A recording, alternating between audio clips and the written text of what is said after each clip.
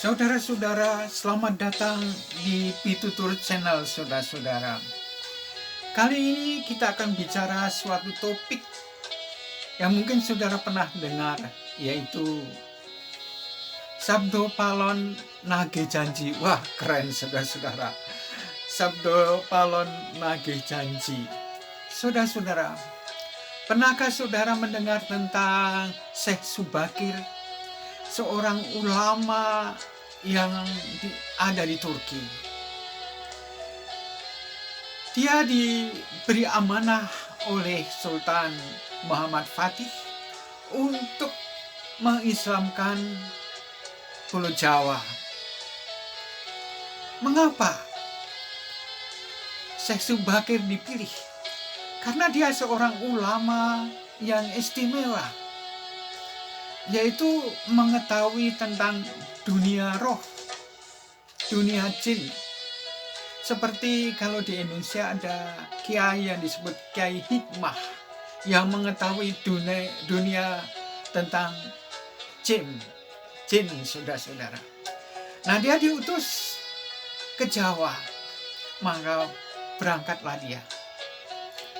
Pada waktu sampai di Jawa, dia pergi ke Bukit Tidar dan dia meletakkan batu aji. Maka suasana dunia roh dalam keadaan panas. Ini menyebabkan Sabdo Palon gerah. Apa yang terjadi? Maka dia mendatangi Syekh Subakir, saudara-saudara. Dia bertanya kepadanya, untuk apa Niko datang ke Jawa? Lalu Syekh Subakir mengatakan, kami mau mengabarkan agama Islam.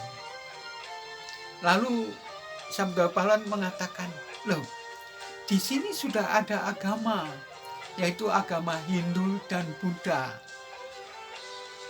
Lalu Syekh Subakir menanggapinya dengan mengatakan begini, tetapi sebelum agama Hindu dan Buddha ada, kan sudah ada Kapitayan, yaitu ajaran asli tanah Jawa kan?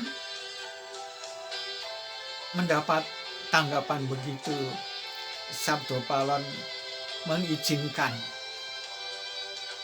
Syekh Subakir untuk berdakwah di Pulau Jawa. Tapi dengan syarat, ada 4 syaratnya. Yang paling penting kita ketahui adalah syarat ketiga dan keempat.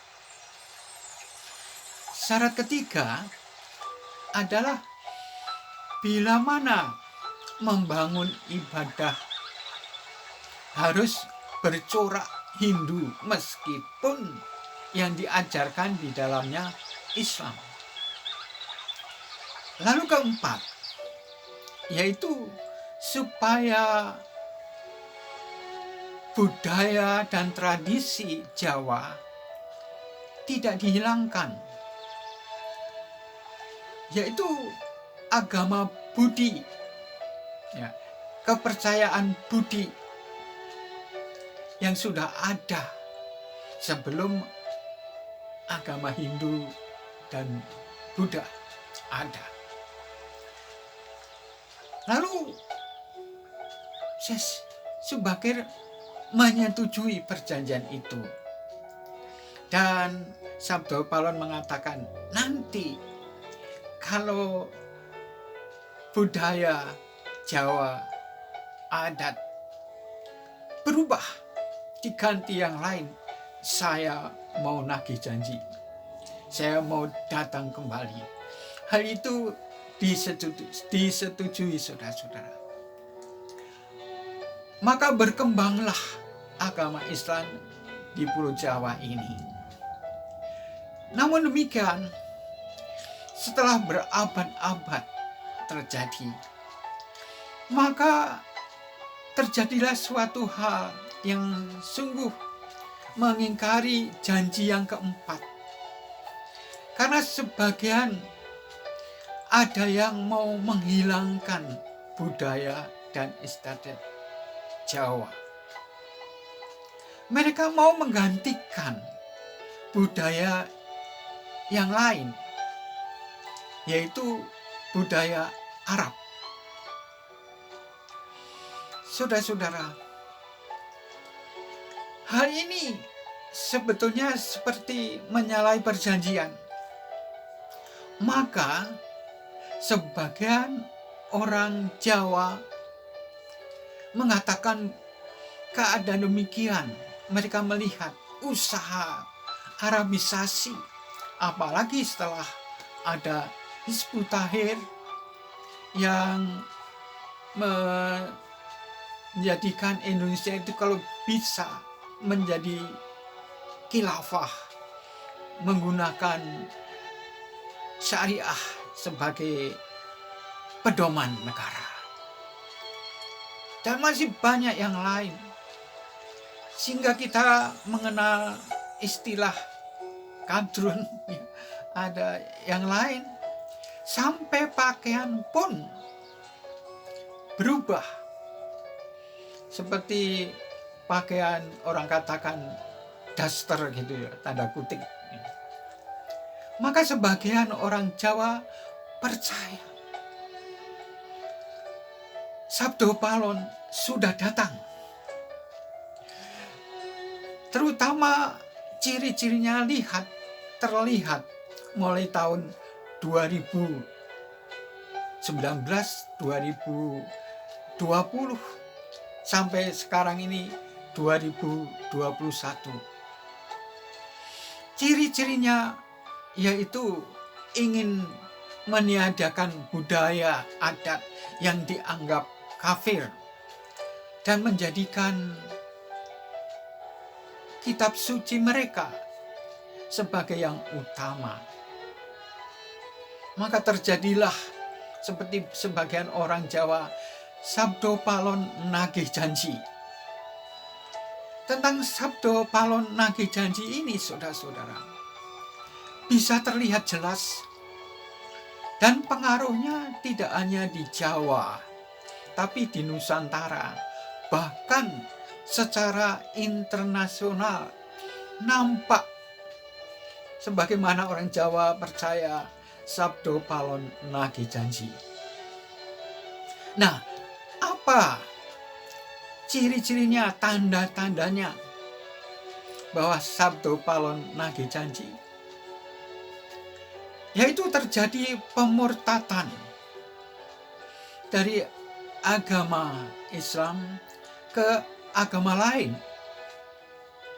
Bahkan di Afrika itu sekarang kekristenan sudah menjadi mayoritas.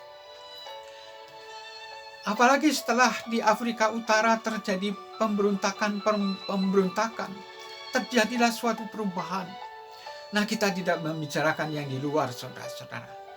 Tapi di dalam negeri ini, kita melihat, kita mendengar melalui YouTube, tiap hari ada kesaksian. Bahkan dari tokoh-tokoh mereka, mutasi dari yang lama menjadi yang baru. Inilah suatu tanda bahwa Sabdo Palon nagih janji.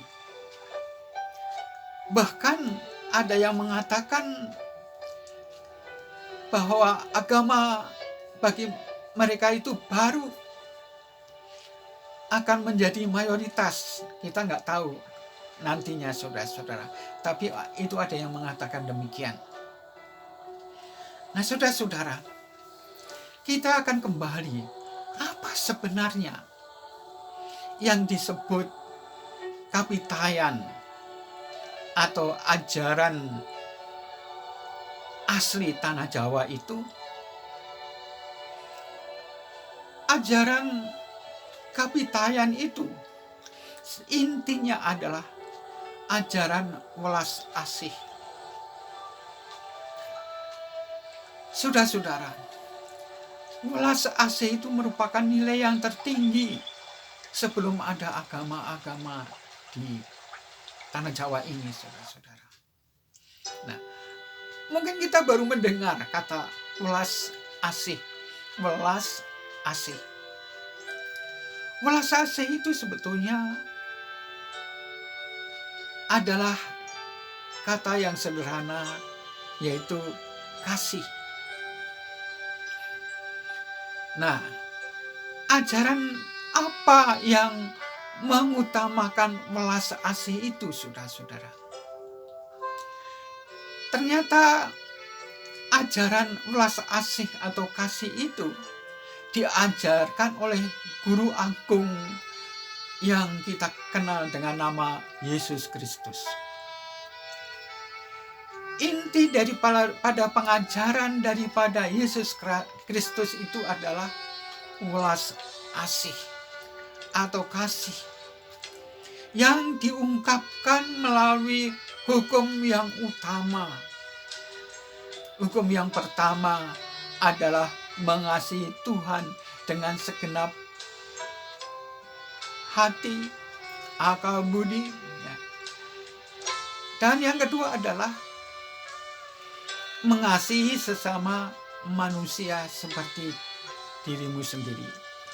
Inilah kalau dipraktekkan, dunia ini bisa menjadi tanda petik, saudara, surga.